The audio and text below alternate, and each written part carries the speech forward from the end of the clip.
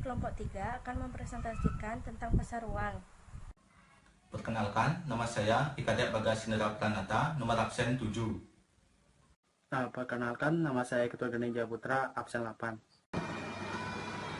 Perkenalkan, nama saya Nilo Marlina Puspitasari, absen 23. Perkenalkan, nama saya Putu Krisma Dewi, absen 36. Di sini, kelompok kami akan menjelaskan materi tentang pasar uang. Yang pertama, pengertian pasar uang. Yang kedua, perkembangan pasar uang. Yang ketiga, manfaat pasar uang. Yang keempat, lembaga-lembaga yang terlibat dalam pasar uang. Dan yang terakhir, instrumen-instrumen yang ditransaksi dalam pasar uang.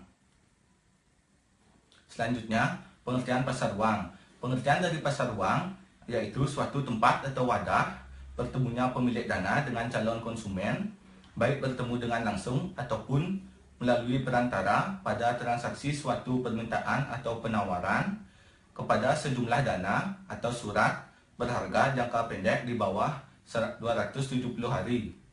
Secara singkat, pengertian pasar uang adalah tempat yang menjadi bertemunya antara pihak yang memiliki dana lebih dengan pihak yang kekurangan dana dalam jangka pendek. Selanjutnya, pengertian pasar uang menurut Bank Indonesia.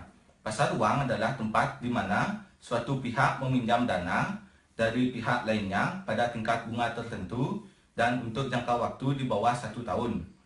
Menurut PBI nomor 18/11/PBI/2016 tentang pasar uang.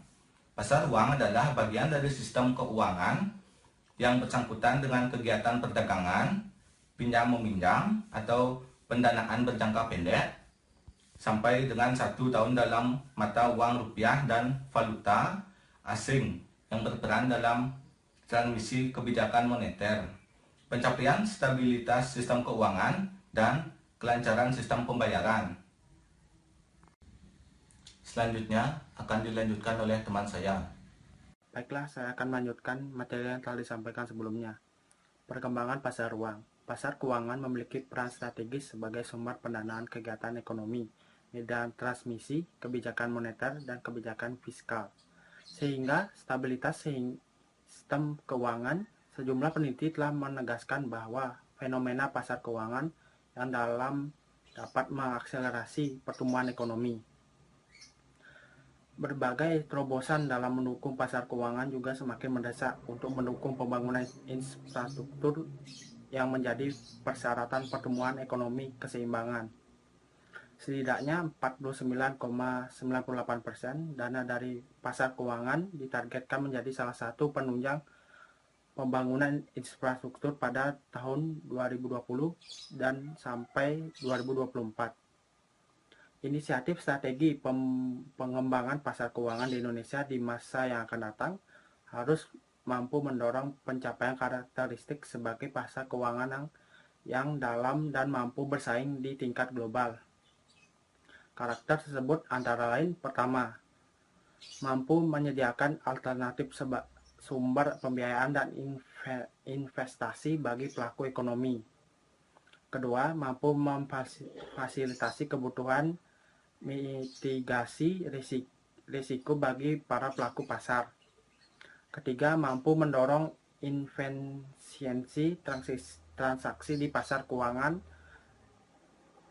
melalui penyempurnaan kualitas infrastruktur pasar keuangan.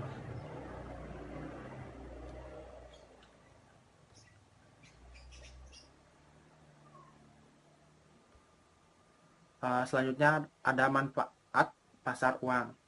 Manfaat pasar uang dibagi menjadi yang memerlukan dana adalah sebagai berikut. 1. Memenuhi kebutuhan dana untuk modal kerja.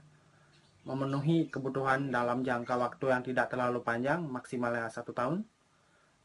Yang terakhir, memenuhi kebutuhan likuiditas.